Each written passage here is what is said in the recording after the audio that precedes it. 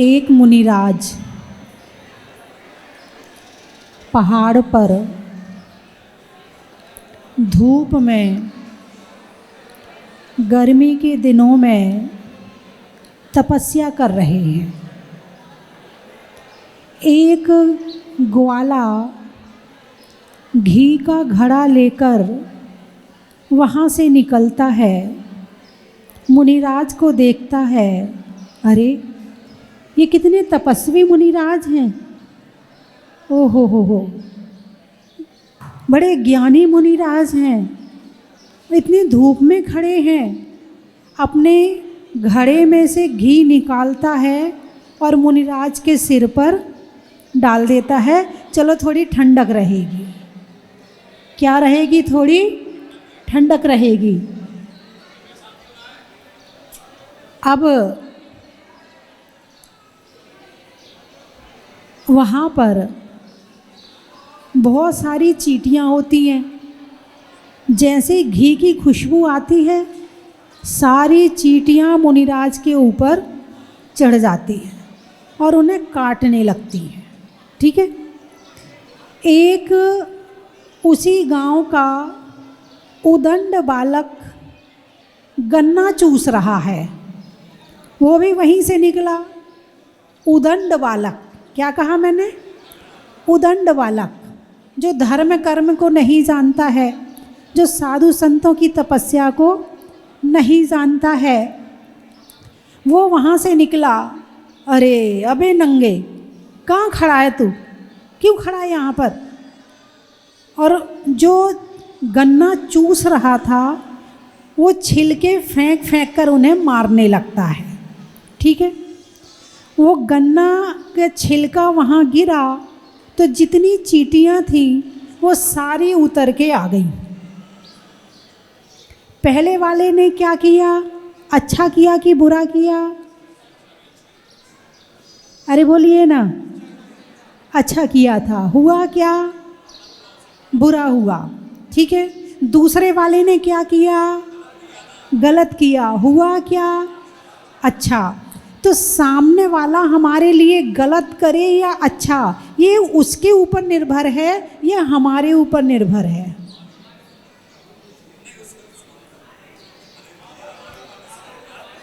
हमारा अच्छा और बुरा होना वो हमारे ऊपर निर्भर है या सामने वाले के ऊपर निर्भर है? सोच लो। सारे दिन दूसरों को दोष देते हो, इसने ऐसा कर दिया, इसने ऐसा कर दिया, इसने ऐसा कर दिया। करते हो नहीं करते हो? इसके कारण ऐसा हुआ, इसके कारण ऐसा हुआ, ये नहीं होता तो ऐसा हो जाता, इसने ऐसा किया नहीं तो ऐसा काम हो जाता। करते हो नहीं करते हो पूरे दिन? लेकिन ये कहानी आपको क्या शिक्षा दे रही है? कि जो भी हो रहा है वो हमारे हाथ में है क्या? जो हो रहा है वो हमारे हाथ में है क्या? यदि हमारे हाथ में होता तो हम जो सोचें वो होना चाहिए था, लेकिन हम जो सोचते हैं वो होता नहीं है। इसका मतलब जो हो रहा है वो हमारे हाथ में नहीं है। बोलिए हाँ या ना। मुनिराज को ग्वाला ने घी डाला, उपसर्ग हो गया। उदंड बालक ने छिलके फेंक कर मारे, उपसर्ग दूर हो गया। उनका उद्देश्य जैसा था उन्हें वैसा कर्म का बंध होगा, ये बात अलग है। ग्वाला का उद्देश्य अच्छा था तो उसे शुभ का बंध होगा। उदंड बालक का उद्देश्य बुरा करने का था, उसे अशुभ कर्म का बंध होगा। ये उसकी पर्सनल व्यवस्था है। लेकिन हमारा अच्छा या बुरा सामने वाला कर सकता है या नहीं कर सकता है? अरे बोलिए ना। चलिए दूसरा उदाहरण सुनाती हूँ, सच्ची घटना सुनाती हूँ आपको। एक शहर में एक महिला सुबह सुबह रोज़ मंदिर जाती थी। रास्ते में उसकी सहेली का घर पड़ता था, तो वो रोज़ उसे कुछ सामान देना था। वो घर से निकल जाती, उसके बाद उसे याद आता था, अच्छा अब कल दे दूँगी, अच्छा अब कल दे दूँगी। अब एक दिन उसने सोचा, अब निकल गई हूँ, रोज़ कल कल करती हूँ, चल आज वापस घर जाके वो सामान लेकर आई और उसके घर में सामान देने चली गई। महिला को दरवाज़ा खटखटाया, उसने दरवाज़ा खोला। अब महिलाएं हैं, यदि 1 सेकंड के लिए मिलेंगी तो 1 घंटा तो लग ही जाता है, उससे पहले में तो इनका काम पूरा होता नहीं है। तो जैसे ही उसने दरवाज़ा खोला, अरे मेरी तो सहेली है, बोले 1 मिनट रुक, मैं चूल्हे पर दूध चढ़ा के आई हूँ, मैं गैस बंद करके आती हूँ, अभी आती हूँ मैं। तो वो अंदर काम करने चली गई, इसको यहाँ सामने वाले कमरे में बिठा दिया। और जैसे ही वो अंदर गई, वैसे ही मकान की छत टूटी और उस महिला के ऊपर गिर गई और उसको सिर भी फट गया, बहुत चोट आई उसको, मरी तो नहीं लेकिन चोट बहुत आई। अब बताओ, अब आप इसको क्या कहोगे?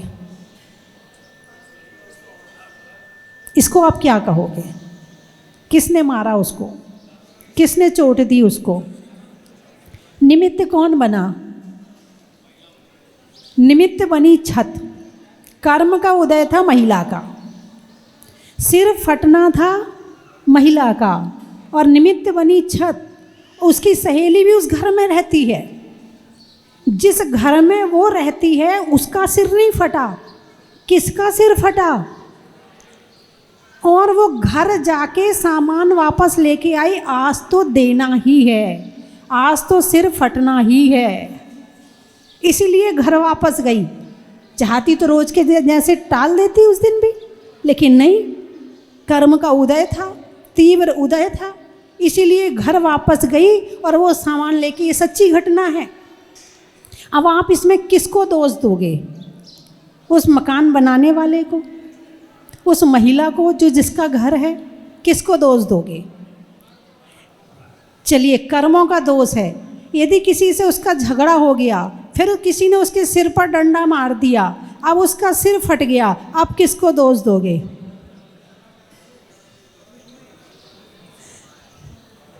आप बोलो, आप बोलो, आप किसको दोष दोगे?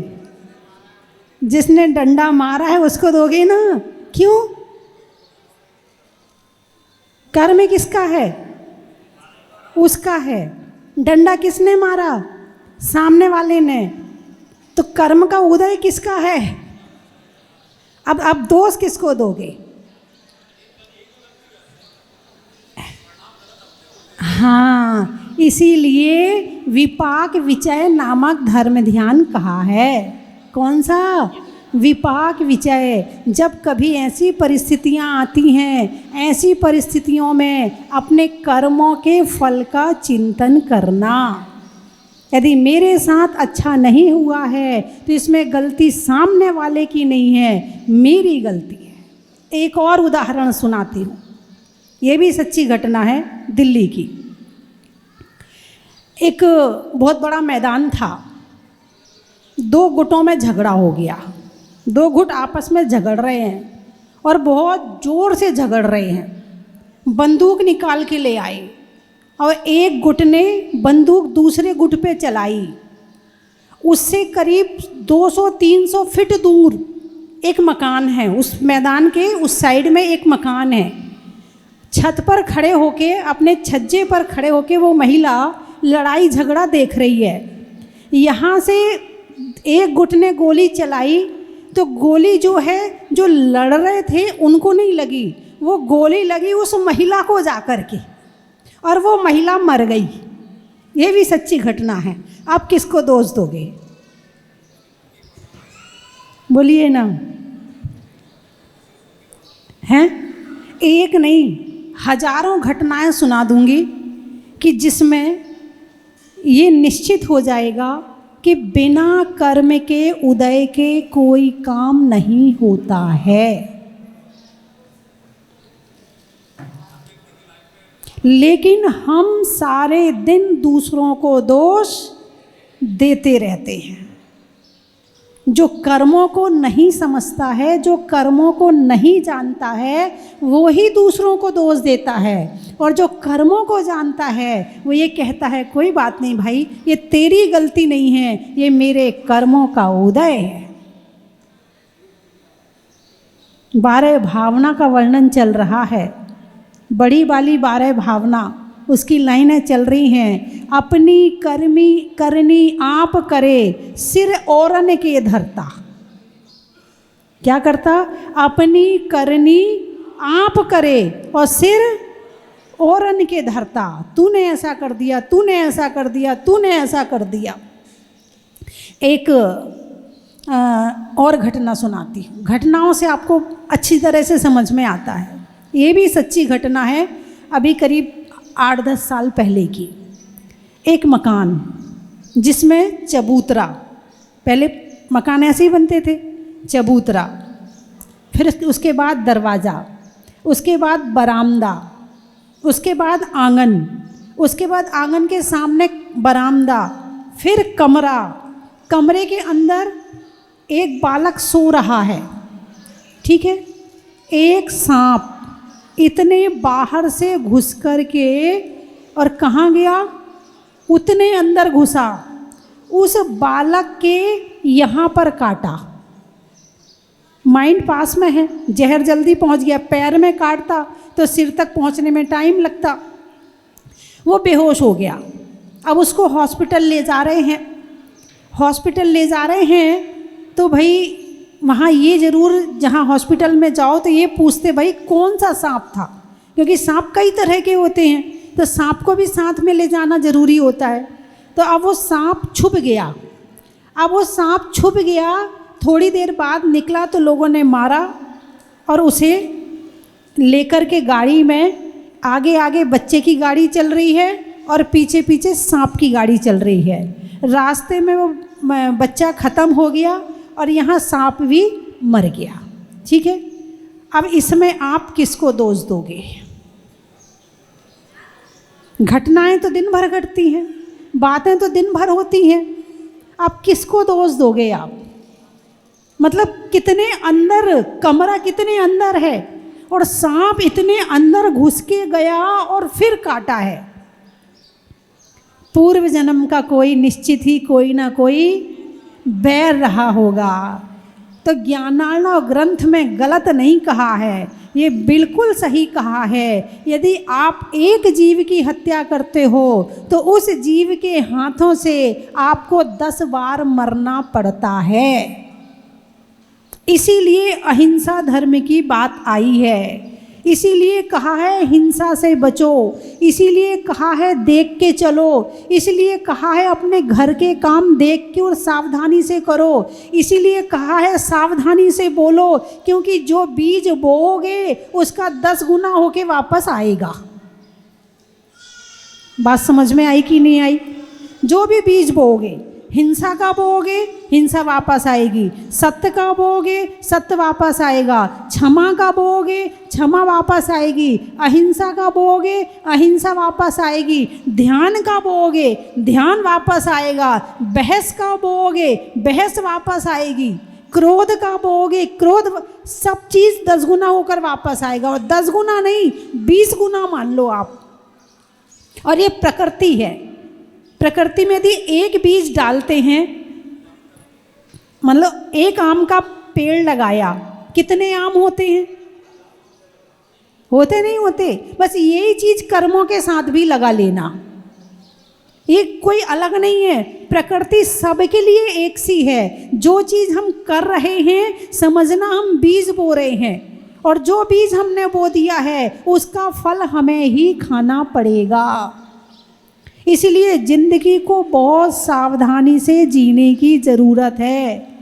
इसीलिए भगवान महावीर कहते हैं बोलो तो कैसे बोलो, सावधानी से विवेक से, सोचो तो कैसा सोचो विवेक से, चलो तो कैसा चलो विवेक से, खाओ तो कैसा खाओ विवेक से, और जियो तो कैसे जियो विवेक से। जितनी सावधानी से ज़िंदगी जियोगे ये ज़िंदगी तुम्हें उतना अच्छा फल देगी। और नज़र हटी दुर्घटना घटी। बिल्कुल सही है। जरा सा बोलने में चूके और लड़ाई झगड़े हुए, जरा सा खाने में चूके बीमारी हुई, जरा सा देखने में चूके पाप बंद हुआ, जरा सा निंदा बुराई सुनी। अच्छा मुझे ये बताओ, यदि कोई एक जना किसी की निंदा बुराई कर रहा है, उसे पाप का बंध हो रहा है कि नहीं हो रहा है? अरे बोलिए ना, हो रहा है ना। और जो सुन रहा है उसे डबल हो रहा है, उसे डबल हो रहा है। यदि सुनने वाला कहे भाई साहब क्षमा करो, यदि वो ऐसे समय झूठ भी बोल दे कि मुझे घर में काम है, तो उसका झूठ भी सत्य माना जाएगा। मुझे बहुत ज़रूरी काम से जाना, वो मेरी मम्मी डांटेगी, मेरे घर में ऐसा हो रहा है, नहीं नहीं भाई साहब मुझे जाना, मुझे जल्दी जाने दो, क्योंकि पता है सामने वाला बुराई करेगा। अब ये करेगा, तुम सुनोगे नहीं तो वो सुनाएगा कैसे? यदि करने वाले को पाप का बंध हो रहा है तो सुनने वाले को भी पाप का बंध हो रहा है।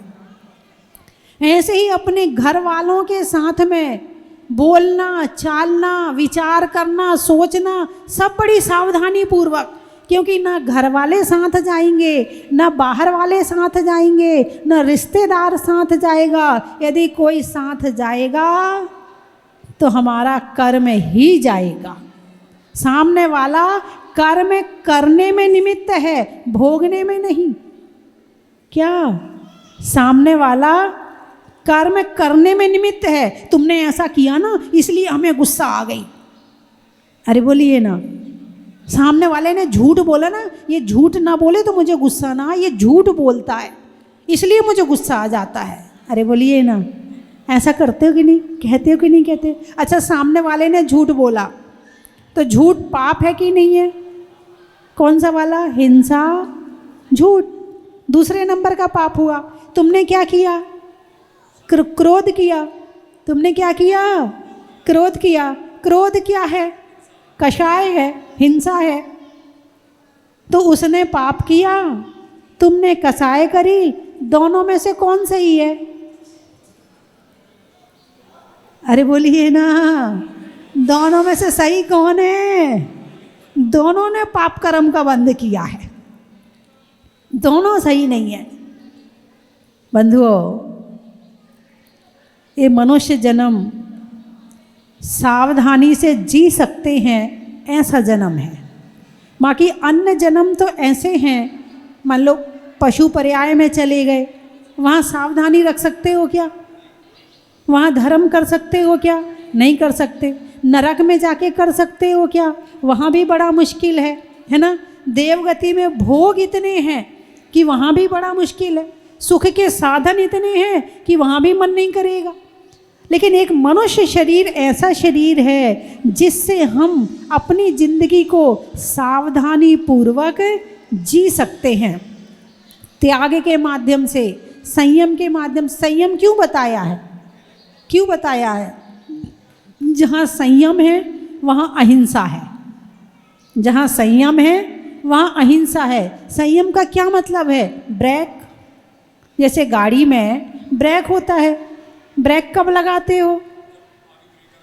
जब सामने दुर्घटना की कोई चांस होते हैं या आपको रुकना है या आप, तो आप ब्रेक लगाते हैं, है ना, वरना आपकी गाड़ी चल रही है। ऐसे ही जीवन में जब क्रोध का निमित्त आए, मान का निमित्त आए, हिंसा, झूठ, चोरी, कुशील का निमित्त आए, अपने आप को ब्रेक लगा दो। नहीं करना है। लेकिन आप ग्रस्त हैं, आप इसको पूरा नहीं छोड़ सकते, है ना। आप इसको पूरा नहीं छोड़ सकते कि घर है, गृहस्थी है, झाड़ू भी लगाना है, पानी भी छानना है ना, बच्चों को डांटना भी है, घर में अनुशासन भी रखना है। और क्रोध के बिना अनुशासन नहीं हो सकता है। लेकिन अनुशासन के लिए क्रोध करना अलग बात है। अनुशासन के लिए क्रोध करना अलग बात है, और अपने आप को बड़ा बनाने के लिए क्रोध करना अलग बात है। अब इन दोनों में अंतर आ गया, है ना। और जैसे हमारे इसमें अंतर आएगा वैसे ही कर्म बंध में अंतर आ जाएगा। तो जैसे मुनिराज के ऊपर घी डाला और छिलके फेंके, मुनिराज ने अपने ध्यान को नहीं छोड़ा, घी डालने वाले की तरफ भी नहीं देखा और छिलका मारने वाले की तरफ भी नहीं देखा। वो क्या कर रहे थे? वो ध्यान कर रहे थे। वो क्या कर रहे थे? अरे बोलिए ना, ध्यान कर रहे थे। ध्यान की स्थिति कौन सी होती है? समता की स्थिति होती है ना। तो कर्म आया था कि किसी ने सहायता करी, लेकिन उपसर्ग आया, यानी उनके असाता वेदनी कर्म का उदय था। फिर दूसरा उस लड़के ने छिलके फेंक के मारा, फिर कर्म का उदय था। दोनों के उदय में वो समता में रहे। कर्म झड़ गया और नया कर्म बंद नहीं हुआ। यदि कर्म को भगाना है तो ये तरीका है, समता रखो। यदि समता रखे ली तो घर की होने वाली आधी लड़ाइयाँ वैसे ही शांत हो जाएंगी, घर के आधे कलेश वैसे ही शांत हो जाएंगे, सास बहू का झगड़ा वैसे ही शांत हो जाएगा, देवरानी जेठानी का झगड़ा वैसे ही शांत हो जाएगा। यूँ लगेगा अरे क्यों कर्म बंद करना है, भोगना तो हमें ही पड़ेगा, हैं? सास भाई बहन रिश्तेदार तो निमित्त हैं, भोगना तो हमें पड़ेगा, बंध तो हमारा होगा। जब ऐसा विचार मन में आएगा तो परिणाम अपने आप शांत हो जाएंगे। और सबके प्रति अच्छे भाव रखो, प्रेम भाव हो सब जीवों पर।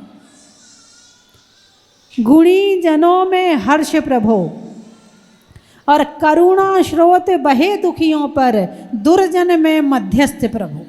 जो दुर्जन है शांति, जय जिनेंद्र, बस। गुणीजन है उनके लिए देख के प्रसन्न हो जाओ।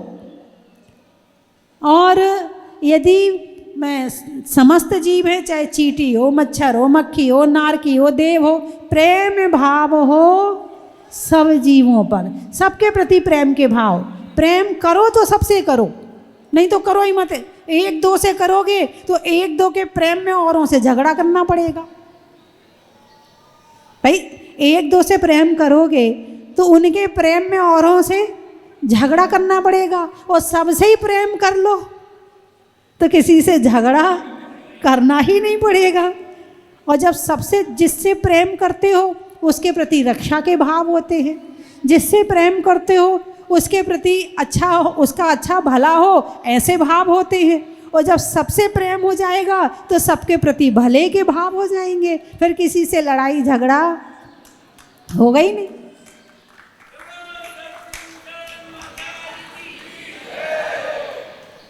तो बंधुओं, अपनी करनी आप करे, सिर औरन के धरता। अपनी करनी, अपने कर्म फल का चिंतन करना। रोज़ आंख बंद करके बैठो और आज मैंने क्या किया, कहाँ मेरे से गलती हुई, मुझे क्या करना चाहिए था, सही क्या है, गलत क्या है, धर्म क्या कहता है, भगवान महावीर क्या कहते हैं। ऐसा चिंतन मनन करना। और अकेले भगवान महावीर नहीं, हिंदुओं में भी कहा है कि कर्मों का फल मिलता है, भगवान देता। भले उन्होंने ये कहा भगवान देता, लेकिन देता तो उनके ही कर्मों का फल है जिसने जो किया है। वहाँ हिसाब किताब होता है। और भगवान महावीर ने कहा है कि अपना अपना खाता और अपना अपना हिसाब, अपना अपना खाता और अपना अपना हिसाब। ये ऑटोमेटिक व्यवस्था चल रही है, ये किसी ने बनाई नहीं है ये व्यवस्था। ये सृष्टि ऐसे ही चल रही है। आपने एक बीज जमीन में डाला, अब पेड़ किसने उगाया? आपने। फसल कौन उगाता? किसान। किसान तो व्यवस्था करता है, अनुकूल वातावरण पैदा करता है, बाकी सारा काम तो प्रकृति करती है। ये हवा किसने बनाई है? प्रकृति, प्रकृति है ये। ऐसे ये कर्म भी प्रकृति हैं, कर्म भी क्या हैं? प्रकृति है। जैसा बोओगे वैसे ही काटोगे। अच्छा चाहिए तो अच्छा बो, बुरा चाहिए, अरे बोलिए ना, जैसा बोओगे, जो पिछला बोया था वो अभी मिल रहा है, जो अभी बोओगे। इसीलिए आज से लाइन उल्टी करना है। अपनी करनी आप करे, सिर आपन के धरना। अपनी करनी का कर्म अपने ऊपर धरना, किसी और के ऊपर मत धरना, वरना ये भूल अनादिकाल से कर रहे हैं और आगे भी करते चले जाएंगे तो इसका फल फिर उल्टा ही मिलेगा, सीधा होने वाला नहीं है। ये तो बड़ी अच्छी व्यवस्था है कर्म की, वरना तो इस दुनिया में पता नहीं कितने शहंशाह बन जाते अभी तक, जो सबको मार के खा जाते। लेकिन कर्म फल किसी को छोड़ता नहीं है, और यहाँ तक कि तीर्थंकर को भी नहीं छोड़ता है, भगवान को भी नहीं छोड़ता। जो भगवान को नहीं छोड़ रहा है वो हमें क्या छोड़ेगा। इसीलिए भगवान से डरो ना डरो, साधु संतों से डरो ना डरो, कर्मों से जरूर डरना। हाँ, यही तो दिक्कत है, दिखते नहीं है ना, दिखने शुरू हो जाए तो मालूम पड़ जाए, बहुत बढ़िया बात है। जो चीज़ दिखती नहीं है उससे डरते नहीं हो, लेकिन जो दिख रहा है वही सॉफ्टवेयर और हार्डवेयर, मोबाइल में नेटवर्क आ रहा है वो तो दिख नहीं रहे हैं, मगर चित्र दिख रहे हैं। अभी बैलेंस ख़त्म हो जाएगा तो ऐसे ही जब पुण्य का बैलेंस ख़त्म हो जाएगा तो फिर पाप दिखने लगेगा, फिर वो भी दिख रहा है। जो ये दिख रहा है वो सब बैलेंस ही है हमारा, है ना। तो मेरी बात आपकी समझ में आ गई? अरे बोलिए ना, बड़े अच्छे लोग आए हैं आज, इतनी जल्दी बात समझ में आ गई। फिर तो दीक्षा विक्षा का कार्यक्रम, डबरा वाले तो तैयार हो गए दीक्षा लेने। डबरा वाले तो तैयार हो गए, बहुत बढ़िया बात है। तो बंधुओं, धर्म एक सुरक्षा कवच है। स्वाध्याय जैन धर्म का ज्ञान एक सुरक्षा कवच है। भगवान की भक्ति एक सुरक्षा कवच है। साधु संतों का आशीर्वाद एक सुरक्षा कवच है। उनकी संगति एक ज्ञान का दीपक है जो हमें सही रास्ता दिखाती है। तो इसीलिए प्रवचन सुनते रहो। कम से कम स्वाध्याय नहीं कर पा रहे हो तो प्रवचन तो सुनते ही रहो। कम से कम ज़्यादा नहीं कर पा रहे हो, कम से कम ज़्यादा बुरा ना हो, ज़्यादा अच्छा नहीं कर पा रहे हो तो कम से कम ज़्यादा बुरा भी ना हो। ऐसा मार्ग तो चलो कम से कम कि अपना जीवन नरक में ना चला जाए, कम से कम वहाँ जाने से तो बच जाए। और एक बार अपना लक्ष्य बना लो, कहाँ का? मोक्ष का। क्योंकि वहाँ पर ना कर्म है, ना पुण्य है, ना पाप है, ना संसार है, ना कुछ नहीं है वहाँ। वहाँ तो शुद्ध आत्मा है, और जिस दिन आत्मा शुद्ध हो जाएगी ये कर्म परेशान नहीं करेंगे। तो यदि मुक्त होना है तो कर्मों से मुक्त होना है, घर वालों से मुक्त नहीं होना है। घर वाले तो निमित्त हैं। लोग कहते हैं ना हम घर छोड़ के चले जाएंगे, हम मर जाएंगे, कहते कि नहीं कहते? लोग कहते हैं मर जाएंगे मर जाएंगे मर जाएंगे, हम कहते हैं मर करके कहाँ जाएंगे, रहना तो इसी दुनिया में है, फिर दूसरा जन्म धारण कर लोगे, इससे बुरा और मिलेगा। तो मर जाएंगे की अपेक्षा धर्म में लग जाओ। क्या? धर्म में लग जाओ। और ये मेरी गारंटी है, जिस दिन आप वास्तव में धर्म में लग जाओगे उस दिन घर वाले आपका हाथ जोड़कर स्वागत करेंगे।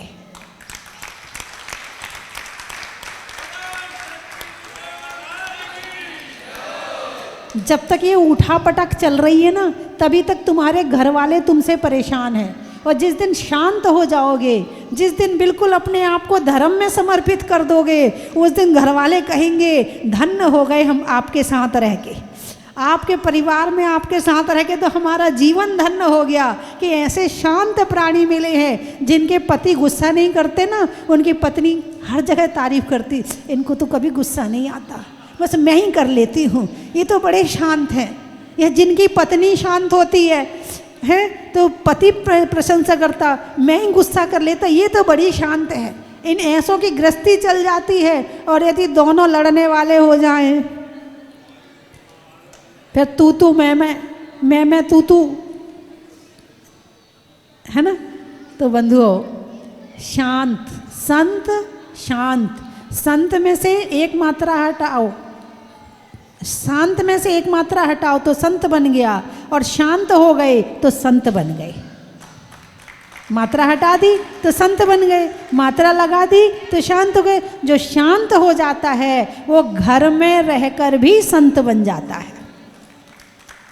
इसलिए अपनी जिंदगी को ज़्यादा उठा पटक मत मचाओ, बड़ी शांति से जियो। जो मिल रहा है शांति से खाओ, जो मिल रहा है उसे ग्रहण करो, और अपनी शांति को बड़ी शांति से अपनी ज़िंदगी को जियो, ताकि आप भी सुख से रह सको और आपके घर वाले भी, और आपके बच्चों को भी सुख हो। क्योंकि जब पति पत्नी झगड़ते हैं तो बच्चे बड़े परेशान होते हैं। इसलिए आप झगड़ा मत करो, ताकि वो संस्कार आपके बच्चों में भी आए। आपके बच्चे कहें कि हमने तो अपने मम्मी पापा को कभी लड़ते हुए देखा ही नहीं है। एक दूसरे की बात मान लो, क्या रखा है, उसने कह दिया ठीक है, इनने कह दिया ठीक है। अड़ने की ज़रूरत नहीं है, क्योंकि अड़ोगे तो लड़ोगे, और लड़ोगे तो कर्म बंद होगा, फिर भोगना हम ही को पड़ेगा। ठीक है। स्वभाव में नर्म का, भोजन में गर्म का, और जीवन में अच्छे कर्म का। बीज में बोने का, कमरे में कोने का, और अपने आप को शांत बनाने का। चावल में चुनने का, बुनाई में बुनने का, और प्रतिदिन प्रवचन सुनने का। कितने लोग सुनते हैं? हाथ उठाकर बताओ। हमारे युवा बच्चे नहीं सुन पाते होंगे, है ना? आप सुन सकते हो। मैं आपके साथ रहूँगी, चिंता ना करो। आपके साथ मोबाइल रहता कि नहीं रहता? यदि आपके साथ मोबाइल है तो मैं आपके साथ हूँ। यूट्यूब चैनल है ना, आते उसमें चैनल आते हैं ना, उसमें स्वस्ति धाम जहाजपुर सर्च कर लो, उसको सब्सक्राइब कर लो, बस मैं आपके साथ हूँ। और रोज़ प्रवचन सुन लेना, ताकि आपको जीवन जीने का अच्छा रास्ता प्राप्त हो सके। वरना भटक रहे थे, भटक रहे हैं, और नहीं सुनोगे तो भटकते रहोगे। तो इसीलिए खुद भी सुनो और अपने घर वालों को भी सुनवाओ। ठीक है। अच्छा, कहाँ कहाँ से आए हो? डबरा, एमपी में बबरा का, कुत्तों में झबरा का, और आने वालों में डबरा का।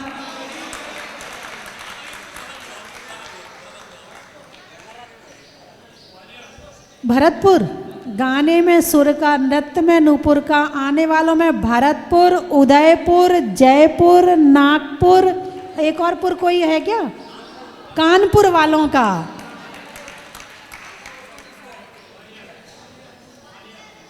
भिंडर, ग्वालियर, सुनने में ईयर का, छोड़ने में बियर का, और आने वालों में ग्वालियर का। होने में निडर का, जाने में किधर का, और आने वालों में ग्वालियर का। खेत में खाद का, भोजन में सलाद का, और आने वालों में अहमदाबाद का। आज अहमदाबाद से बहुत सारे लोग आए हैं, बैठे हैं क्या?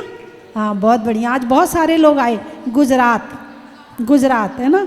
भोजन में भात का, महिलाओं में बात का, और आने वालों में गुजरात का। नहीं करने में आशा का, नहीं होने में निराशा का, और आने वालों में सिलवासा का। छिंदवाड़ा, भीलवाड़ा, महिलाओं में कड़ा का, भोजन में बड़ा का, आने वालों में भीलवाड़ा का। पूछने में हाल का, भोजन में दाल का, और आने वालों में भोपाल का। लिखने में खत का, मकान की छत का, आने वालों में सोनीपत का। नदी में नाव का, मनुष्यों के अच्छे स्वभाव का, और आने वालों में गुड़गांव का। बड़ा ही महत्व है। बालोतरा, अच्छा। रंगों में हरा का, रहने में धरा का, और आने वालों में बालोतरा का। खातेगांव, नदी में नाव का, मनुष्यों के प्रभाव का, और आने वालों में खातेगांव का। मंदसौर, खाने में कौर का, नेता के दौर का, और आने वालों में मंदसौर का।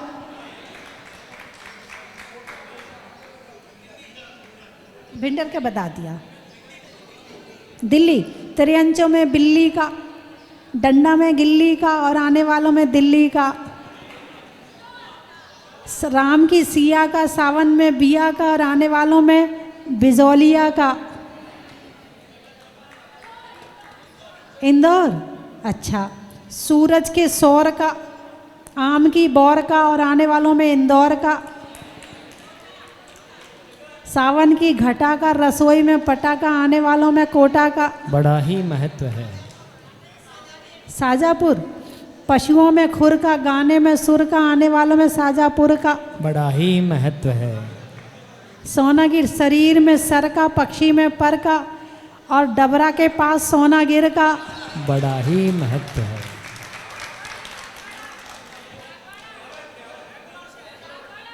बेंगलोर, सोनागिर में मोर का, बच्चों में शोर का और आने वालों में बेंगलोर का। बड़ा ही महत्व है। सागवाड़ा, जनवरी में जाड़ा का, जाड़े में काढ़ा का, आने वालों में सागवाड़ा का। जगत, प्रभु के भगत का, प्रभु के भगत का और बुरे काम के विगत का और आने वालों में जगत का। बड़ा ही महत्व है। जंगल में शेर का, फलों में बेर का, आने वालों में सांगानेर का। अजमेर, नहीं का होने में देर का, फलों में बेर का और आने वालों में अजमेर का। बड़ा ही महत्व है। हो गए सारे। झांसी, अच्छा झांसी वाले बैठे हैं, अच्छा। रात्रि में शशि का, कप में बसी का और आने वालों में झांसी का। बड़ा ही महत्व है। सुजानगढ़, वृक्षों में बड़ का, बड़ की जड़ का और आने वालों में सुजानगढ़ का। बड़ा ही महत्व है। बोलिए 24 भगवान की जय।